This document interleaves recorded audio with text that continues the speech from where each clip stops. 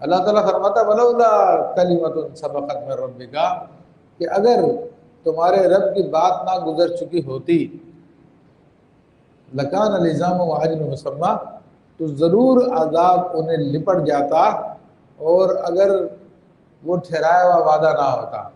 یعنی اتنی عربوں کی گستاخیوں کے باوجود، اس امت کی اتنی بکواسوں کے باوجود،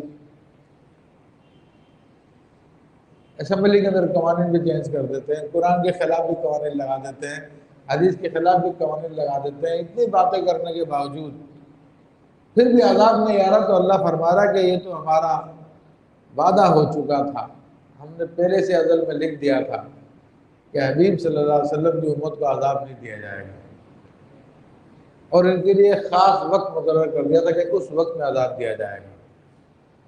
اب دیکھو ہمارے یہاں پہ کیسے کیسے لوگ ہیں جو خدا اور رسول کے نافرمان ہیں، اور ہمارے لیڈر بنے ہوئے ہیں، ہم ان کے پیچھے جان دینے کے لیے تیار ہیں. کسی کو ختم نبوت کا نہیں پتہ، کہتا ہاں وہ کوئی مسئلہ نہیں ہے، نبی کے انکار کرنے سے پھر بھی مسلمان رہے گا، کوئی مسئلہ ہی نہیں ہے معاذ اللہ.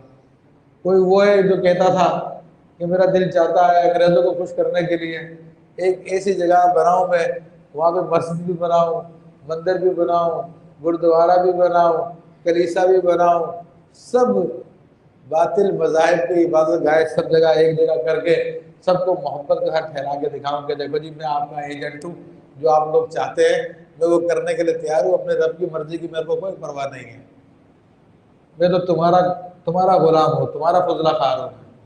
اخبارات میں بیان چھپے لوگوں کے، پھر بھی اللہ کا عذاب نہیں آیا.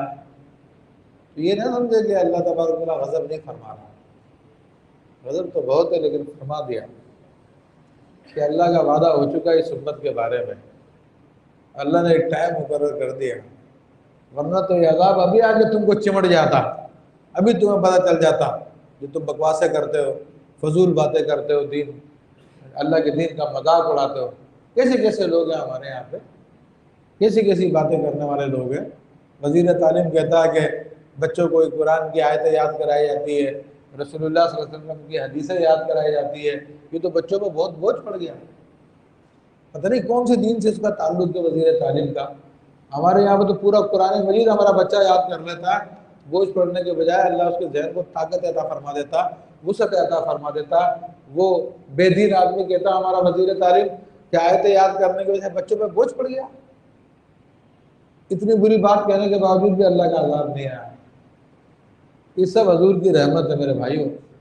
وجہ یہی ہے کہ حضور علیہ السلام نے کی وجہ سے اللہ فرماتا ما کان اللہ لیعذبهم وانت فیہم، کہ اللہ کو کیا ہے کہ وہ لوگوں کو عذاب دے کہ جبکہ آپ ان کے درمیان میں موجود ہیں.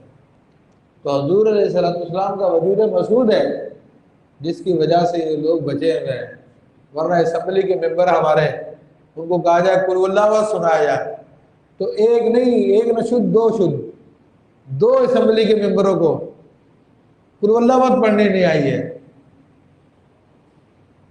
ملک عبد الرحمان کی بات کر رہا ہوں میں، اور دوسرا وہ احسن اقبال کہہ رہا ہوں، اعتزاز احسن، اس کو قل اللہ احد پڑھنی نہیں آ رہی ہے. ہر وقت شراب کے نشے میں گم ہے، ان کے زبان پہ کیا اللہ کا کلام آئے گا. وہ سورج جو مسلمان کے بچے کو یاد ہے. اور کتنے ہمارے عوام بے حص ہیں، ہمارے لوگ کتنے بے حص ہیں، کتنے اندھے ہو چکے ہیں ایسے شرابیوں کے پیچھے لگے ہوئے ہیں جن کو قل اللہ احد بھی نہیں آتی ہے. نہیں اسی کو ووٹ دینا ہے. تو بس عذاب اس وجہ سے بچا ہوا کیونکہ حضور کو اللہ تبارک و تعالیٰ نے رحمت بنا کر بھیجا ہے. دوسرے انبیاء کی امتیں جب ان کی خلاف ورزی کرتی تھی تو اللہ کا عذاب فوراً آگے پکڑ لیا کرتا تھا، مگر حضور جو ہے رحمت کا مقدمہ بن کر آیا، خود رحمت الہی وما ارسلناک الا رحمۃ للعالمین، اس لیے بچے میں.